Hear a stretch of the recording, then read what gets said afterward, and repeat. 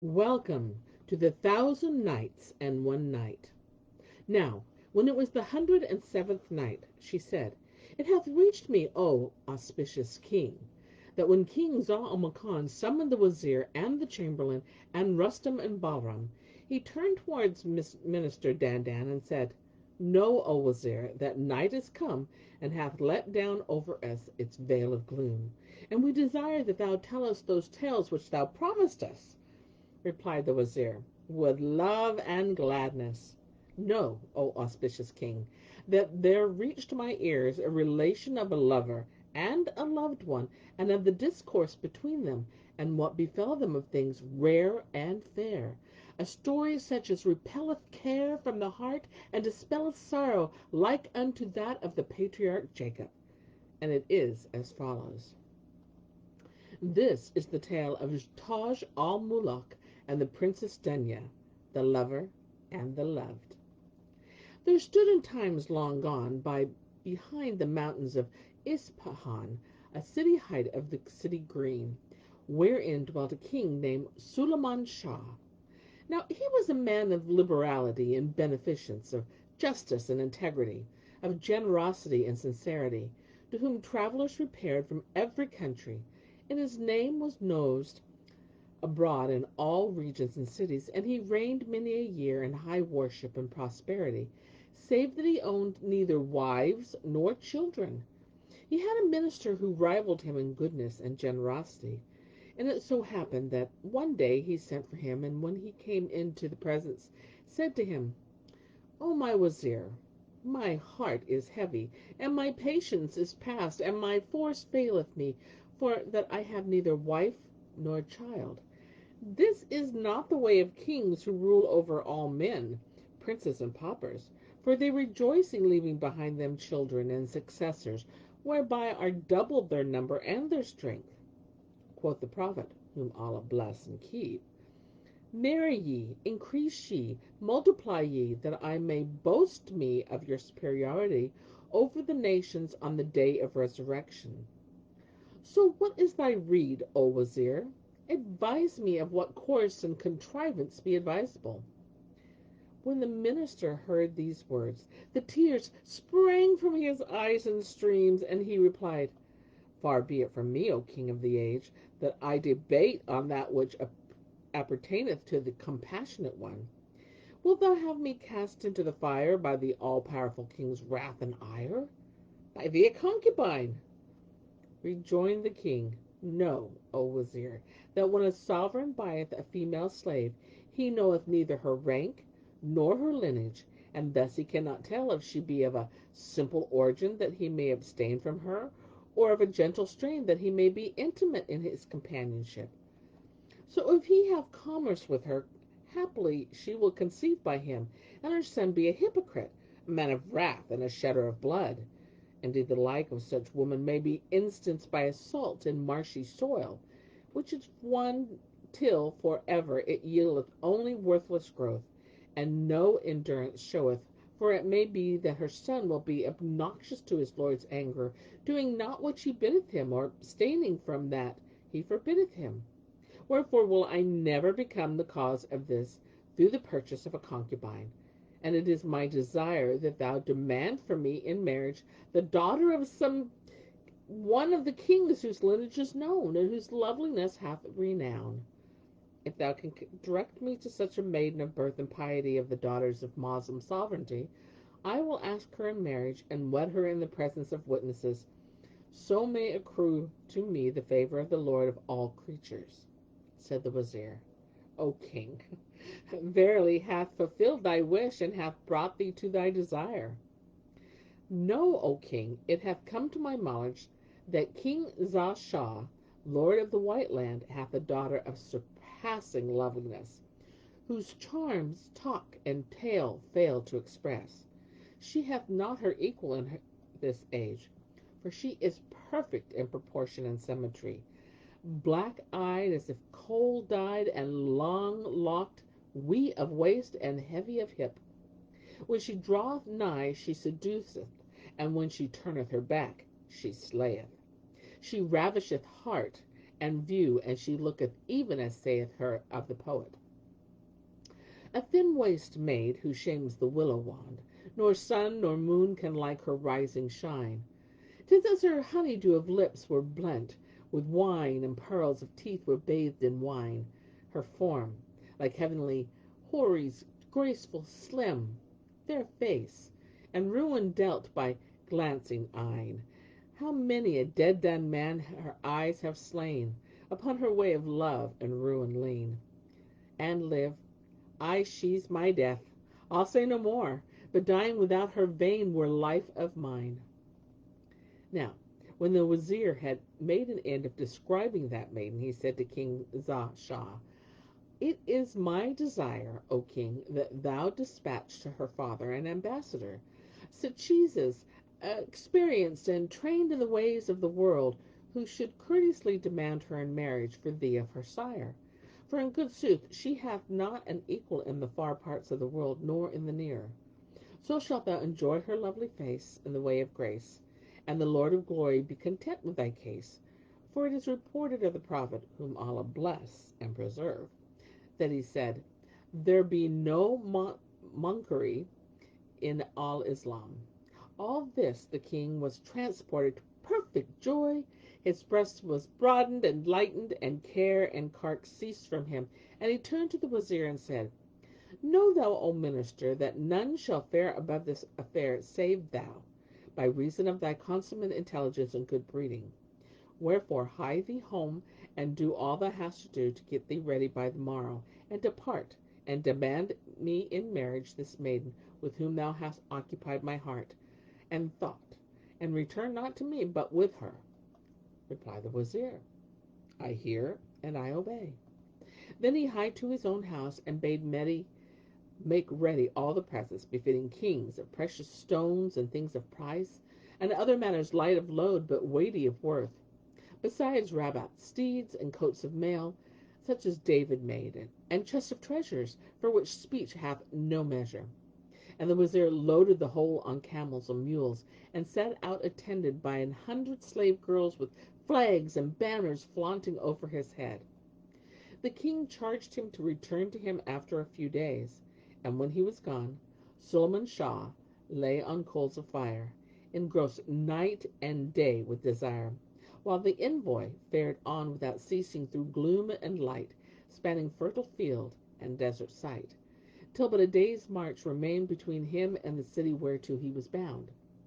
Here he sat down on the banks of a river, and summoning one of his confidants, bade him wend his way to King Shah, and announce his approach without delay. Quoth the messenger, I hear and I obey. And he rode on his haste to that city, and as he was about to enter therein, it so chanced that the king, who was sitting in one of his pleasurances before the city gate, espied him as he was passing the doors, and knowing him for a stranger, bade them bring him into his presence. So the messenger coming forward informed him of the approach of the Wazir of the mighty King Sulayman Shah, Lord of the Green Land, and of the mountains of Ispan, whereat King Shah rejoiced and welcomed him. Then he carried him to the palace and asked him, Where leavest thou the Wazir? And he answered, I left him in the early day on the banks of such a river, and tomorrow he will reach thee. Allah continue his favors to thee, and have mercy upon thy parents.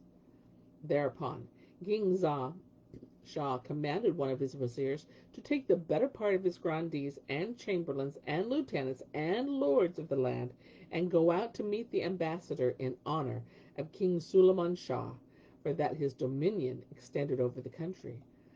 Such was the case with Shah.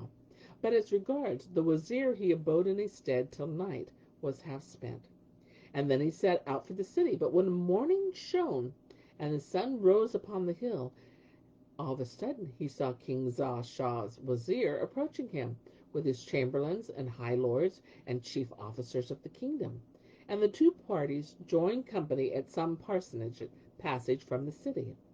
Thereat the Wazir made sure of the success of his errand, and saluted the escort, which ceased not preceding him till they reached the king's palace, and passed in before him through the gate in the 7th vestibule, a place where none might enter on horseback, for it was near to where the king sat.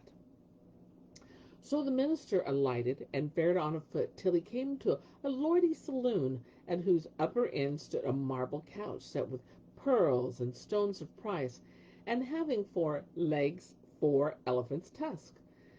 Upon it was a coverlet of green satin, purfled with red, gold, and above it hung a canopy adorned with pearls and gems, whereupon sat King Shah, whilst his officers of state stood in attendance before him. When the wazir went in to him, he composed his mind, and unbinding his tongue, displayed the oratory of wazirs, and saluted the king in the language of eloquence. And Shahrazad perceived the dawn of the day, and ceased to say her permitted say.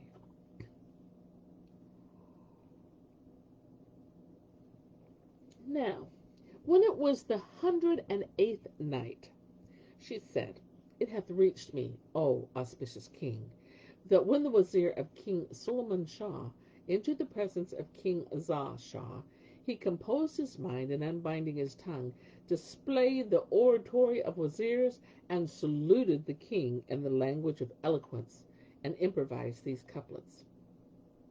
He cometh robed and bending gracefully, or crop and cropper dews of grace sheds he. He charms, nor characts, spells, nor gramarye, may fend the glances of those eyne upon thee. Say to the blamer, blame me not, for I from love of him will never turn to flee. My heart hath played me false while true to him, and sleep in love with him abhorreth me. O heart, thou art the soul who loveth him, so bide with him while I desertion dree. There not to join mine ears with joyous sound, say praise of King Shah in jubilee. A king, albeit thou leave thy life to win one look, that look were all sufficiency. And if a pious prayer thou breathe for him, shall join all faithfuls in such pious gree. Folk of his realm, if any shirk this right, for other hoping gross, unfaith I see. Now, when the wazir had ended his poetry, King Shah bade him draw near, and honored him with the highmost honors. Then, seating him by his own side, smiled in his face, and favored him with a gracious reply.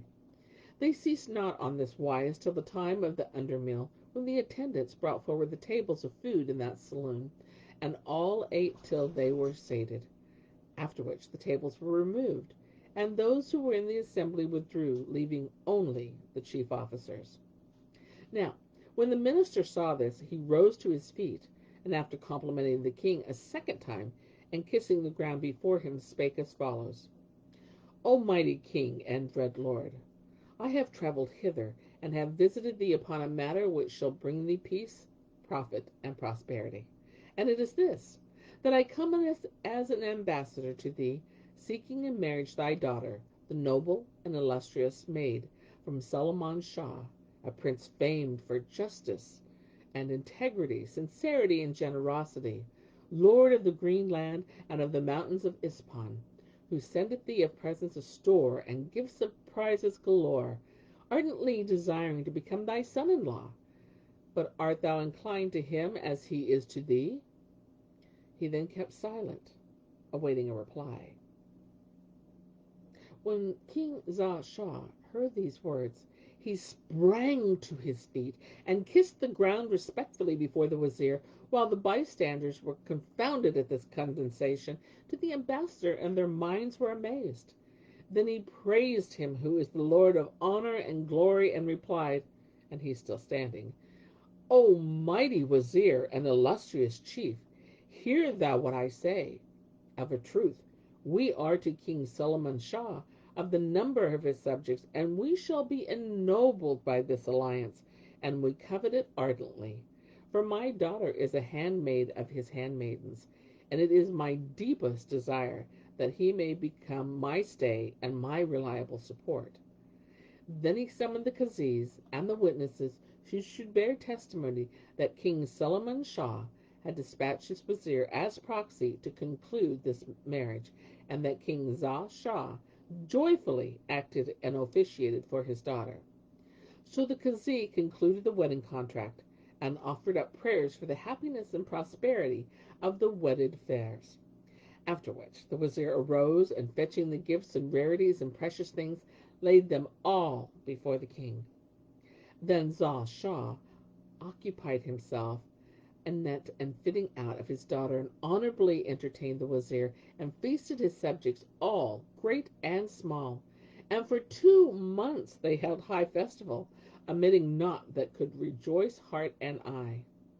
Now when all things needful for the bride were ready, the king caused the tents to be carried out, and they pitched the camp within sight of the city, where they packed the bride's stuffs in chests, and got ready the Greek handmaids and Turkish slave girls, and provided the princess with great store of precious treasures and costly jewels.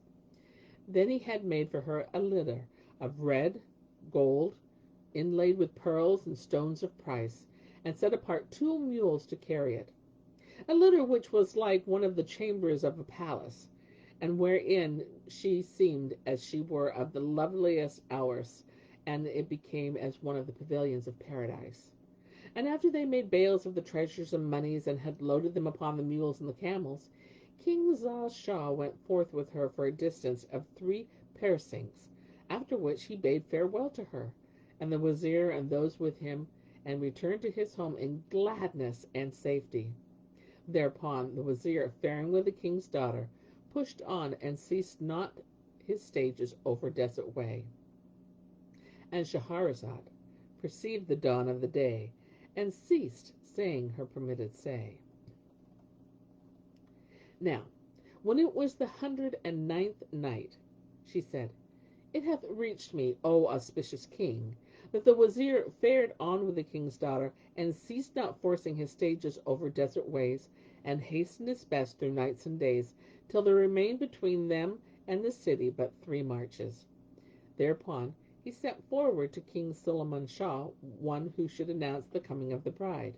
The king rejoiced thereat, and bestowed on the messenger a dress of honor, and bade his troops march forth in grand procession to meet the princess and her company for due worship and honor, and don their richest apparel, with banners flying over their heads. And his orders were obeyed.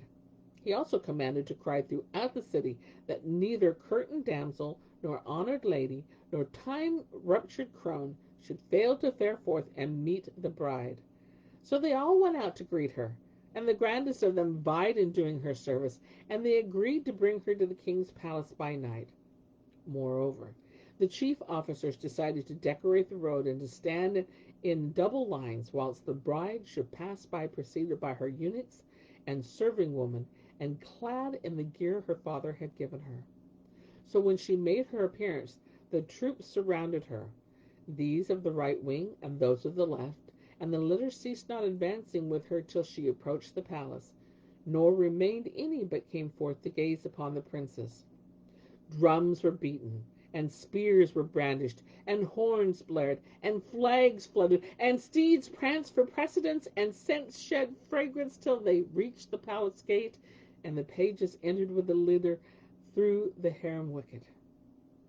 The place shone with its splendor, and the walls glittered for the glamour of its gear. Now when night came, the eunuchs threw open the door of the bridal chamber, and stood surrounding the chief entrance, whereupon the bride came forward, and amid her damsels she was like the moon among stars, or an union shining on a string of lesser pearls, and she passed into the bridal closet, where they had set for her a couch of alabaster, inlaid with unions and jewels. As soon as she had taken seat there, the king came in to her, and Allah filled his heart with her love. So he abated her maidenhead, and ceased from him his trouble and disquiet. He abode with her well nigh a month, but she had conceived by him the first night, and when the month was ended, he went forth and sat on his sofa of state, and dispensed justice to his subjects, till the months of her pregnancy were accomplished. On the last day of the 9th month, towards daybreak, the queen was seized with the pangs of labor, as she sat down on the stool of delivery, and Allah made the travail easy to her, and she gave birth to a boy child, on whom appeared auspicious signs. When the king heard of this, he joyed and exceeding joy, and rewarded the bearer of the good tidings with such treasure. And of his gladness he went into the child and kissed him between the eyes, and wondered at his brilliant loveliness, for in him was approved the saying of the poet: In the towering forts Allah throned him king, a lion, a star in the skies of rain. At his rising the spear and the throne rejoiced, the gazelle, the ostrich, the men of Maine. Mount him not on the paps, for right soon he'll show that to throne on the war steed's loins he fain, and wean him from sucking of milk, for soon a sweeter drink the foe's blood he'll drain. Then the midwives took the newborn child and cut the navel cord and darkened his eyelids with coal powder, and named him Taj Al-Muluk. He was suckled at the breast of fond indulgence, and was reared in the lap of happy fortune. And thus his days ceased not running, and the years passing by, till he reached the age of 7. Thereupon Sulayman Shah summoned the doctors and learned men, and bade them teach his son writing and science and bell letters. This they continued to do for some years, till he had learnt what was needful. And when the king saw that he was well grounded in whatso he desired, he took out of him the teachers' and professors' hands, and engaged for him a skilful master, who taught him cavalarice and knightly exercises, till the boy attained the age of 14. And when he had fared abroad on any occasion, all who saw him were ravished by his beauty, and made him the subject of verse, and even pious men were seduced by his brilliant loveliness. And Shahrazad perceived the dawn of the day, and ceased to say her permitted say. And so do I cease my say for the day, until it be morrow.